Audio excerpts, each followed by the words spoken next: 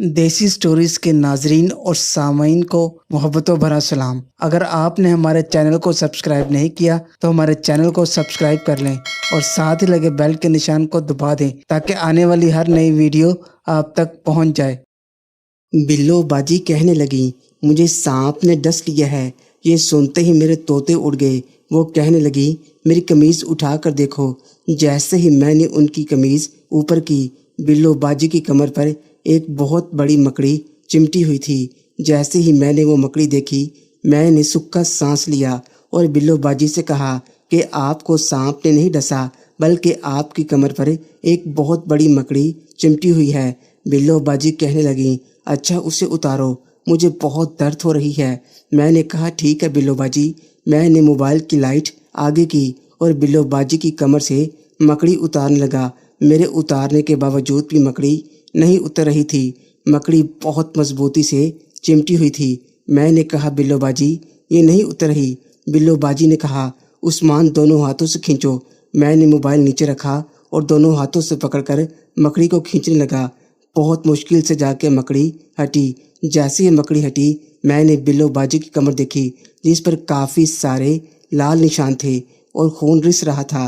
बिल्लो बाजी कहने लगी, मुझे बहुत जलन हो रही है। मैंने कहा बिल्लो बाजी आपकी कमर से खून रिस रहा है, आप इधर रुकें, मैं अपनी बाइक से कपड़ा लाकर ये साफ करता हूँ। मैं भागा हुआ गया और अपनी बाइक से कपड़ा लेकर आया और बिल्लो बाजी की कमर को साफ करने लगा। कमर साफ करने के बाद मैंने बोला, अगर आप कहें तो मैं आपको अभी डॉक्टर के पास ले जाता हूँ। वो उठकर खड़ी हो गई और अपने कपड़े ठीक करने लगी। बिल्लो बाजी ने कहा कि नहीं, हम डॉक्टर के पास नहीं जाएंगे, बल्कि हम घर चलते हैं। मैं घर जाकर मरहम लगा लूँगी। मैंने कहा ठीक है बिल्लो बाजी। हम दोनों बाइक पर बैठे और घर की तरफ चल दिए। थोड़ी देर बाद हम घर पहुँच गए। बाइक से नीचे उतरकर बिल्लो बाजी ने घर का ताला खोला। मैंने कहा ठीक है बिल्लो बाजी, मैं चलता हूँ। बिल्लो बाजी ने कहा रुको उस्मान, अंदर आओ, चाय पी कर जाना, तब तक कामरान अंकल भी आ जाएंगे। मैंने कहा नहीं बिल्लो बाजी, आप चाय का तकल्लुफ़ ना करें। बिल्लो बाजी मेरे करीब आई और आहिस्ता से कहने लगी कि तुम मेरा इतना ख्याल रखते हो, मेरा इतना हक तो बनता है कि मैं तुम्हें चाय पिलाकर भेजूं। बिल्लो बाजी के इस अंदाज के आगे मैं पिघल गया। मैं हल्का सा मुस्कुराया और बिल्लो बाजी को कहा कि आप अंदर चलें, मैं बाइक खड़ी कर कर आता हूँ।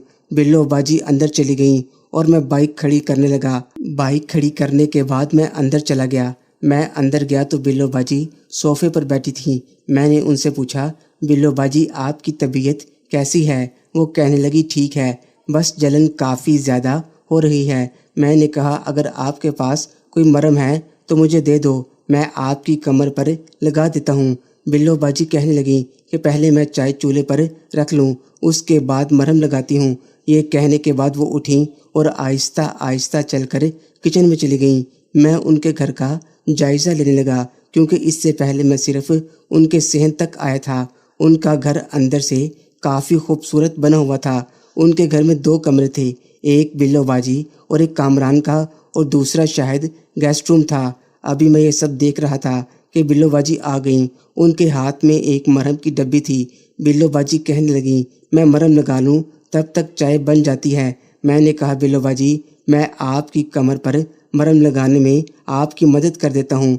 बिल्लो बाजी मुस्कुराई और कहने लगी, तुम क्या मदद करोगे? मैंने कहा मकड़ी ने आपकी कमर पर काटा है, इस वजह से आपको आपकी कमर नज़र नहीं आएगी। मैं आपकी कमर पर मरहम लगा देता हूँ।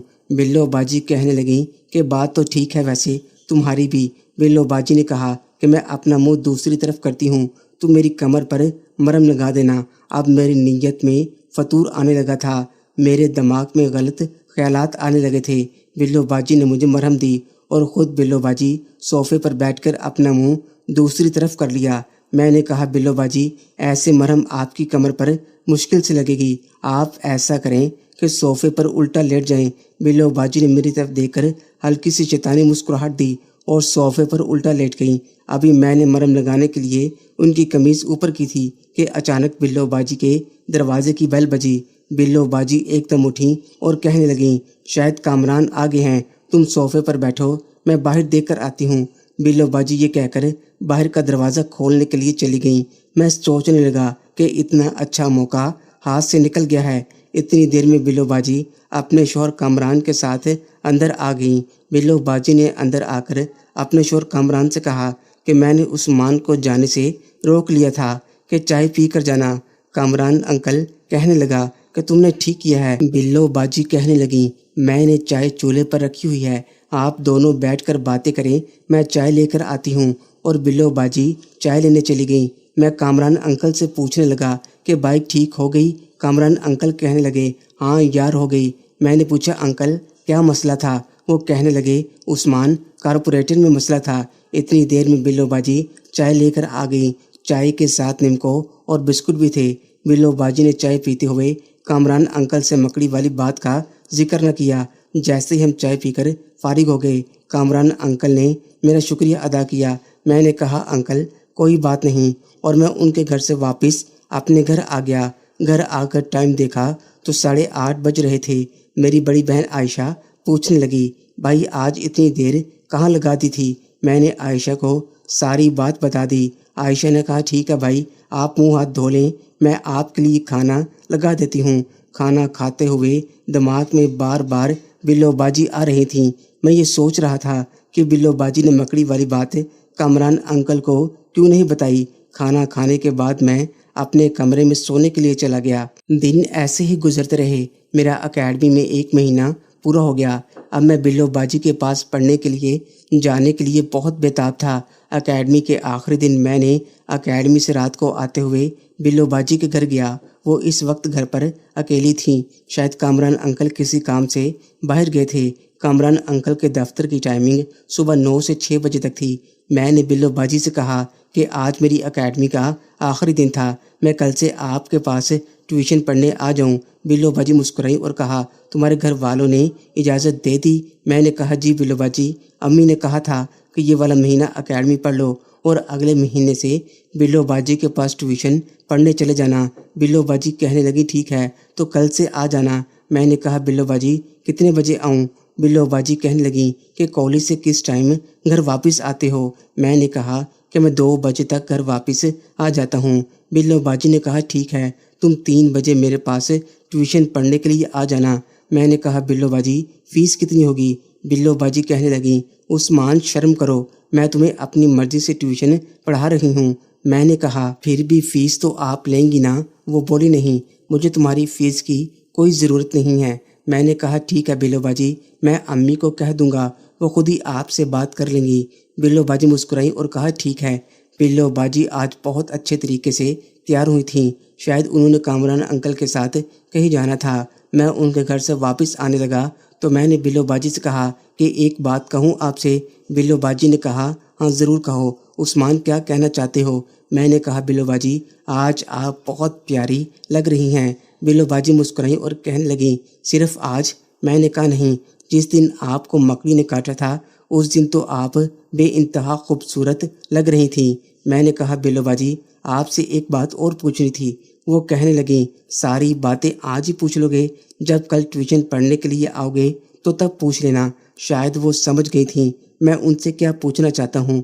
मैंने कहा, ठीक है बाजी, मैं चलता हूँ। मैं ये कहकर मैं अपने घर वापस आ गया। रात को मैं अपने बिस्तर पर लेटा नोवेल पढ़ रहा था। मैं रात को अक्सर नोवेल पढ़ता था जो मैंने अपने बेड के गद्दे के नीचे छुपा कर रखा करता था। मैं नोवेल पढ़ते पढ़ते सोच रहा था सुबह कौन से कपड़े पहनकर, कौन सी खुशबू लगाकर बिल्लो बाजी के घर जाऊंगा ट्यूशन पढ़ने के लिए। ये सोचते सोचते मुझे नींद आ गई और नोवेल मेरे सीने पर पड़ रहा। मोहतरम नाजरीन और सामईन, इस कहानी का बाकी हिस्सा अगली आने वाली वीडियोस में पेश किया जाएगा। अगर आपको ये वीडियो, ये कहानी अच्छी लगे तो वीडियो को लाइक और हमारे चैनल को सब्सक्राइब ज़रूर करें। शुक्रिया।